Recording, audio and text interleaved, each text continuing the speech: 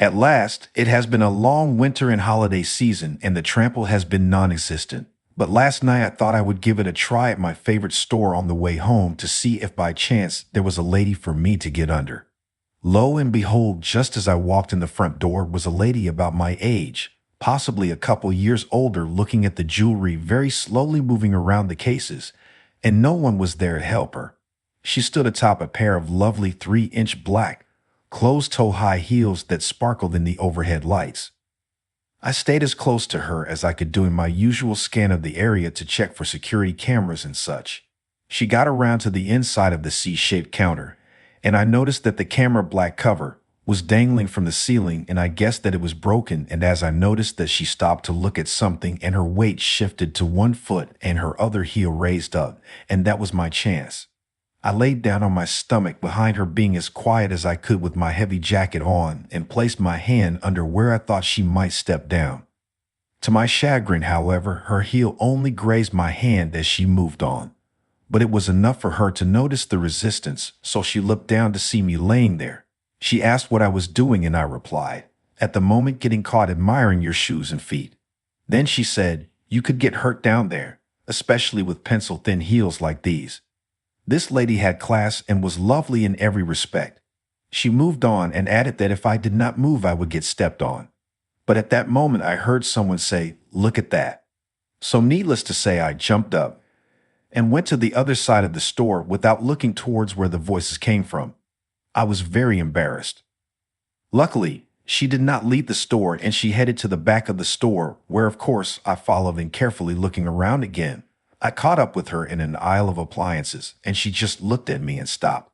I just had to spit it out, so I asked her this way, "Would you please step on me if I laid down in front of you?" She replied, "I told you that these heels would hurt if they were to find something under them. And I said that is what I want." "Are you sure that you do not want me to take my shoes off?" she replied. "No," I said, and laid down across the aisle. She immediately stepped up onto my stomach and chest and asked if she was hurting me, and I said that I will not let you hurt me more than I want you to. "Is that so?" she replied. "Well, you are not in the position with me on top of you to control that, are you?" "No, I guess not." She marched up and down without lifting her feet off of me, and she was always either looking down at me or around to see if anyone was coming. But at this point, I did not care if anyone saw, because I was in heaven. She did this for about 2 minutes and stepped off and asked if I liked it. "You can bet that I did, young lady, and thank you for obliging me." She said that she had never done it before, but sort of liked it, and she walked away, and I got up. But needless to say, 2 minutes was not enough for me, so I went to find her after brushing myself off. This store needs to clean their floors better. I found her in lady sweaters and approached her from the side, and when she saw me, she said, "I did not think that that would be enough for you. Would you like to help me reach a couple of those sweaters on the top rack? You know how?" She stepped up onto my chest even before I was completely down on the floor and immediately leaned back on her heels.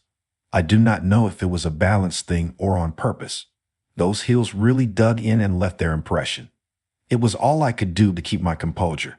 She did not even pay much attention to me on the floor, but I could see her look around a couple of times for others. But other than that, she just moved lengthwise back and forth, up and down my stomach and chest for about 10 minutes. I would guess, and being in heaven is an understatement. One time, the sole of her shoe slipped down my breastbone and onto my neck for a second, and she said, "No, that is going too far. I do not want to kill you." She did ask once if I was okay after about 2 minutes, but that was it. She did not care much about hurting me. I did catch her glancing down once or twice at my face, but she did not weigh more than 100 pounds. She finally stopped looking at the sweaters and, standing on my stomach, asked if I was satisfied. I asked very nicely if she would do just one more thing, and she commented that I should not push the issue. She asked what it was, and I told her that I loved having one high heel on each side of my belly button, with the lady leaning back on them and twisting. She was already almost in position and did as I had asked. Pure ECSTSY. She twisted them in and actually bounced on just the heels for a few seconds and got off of me.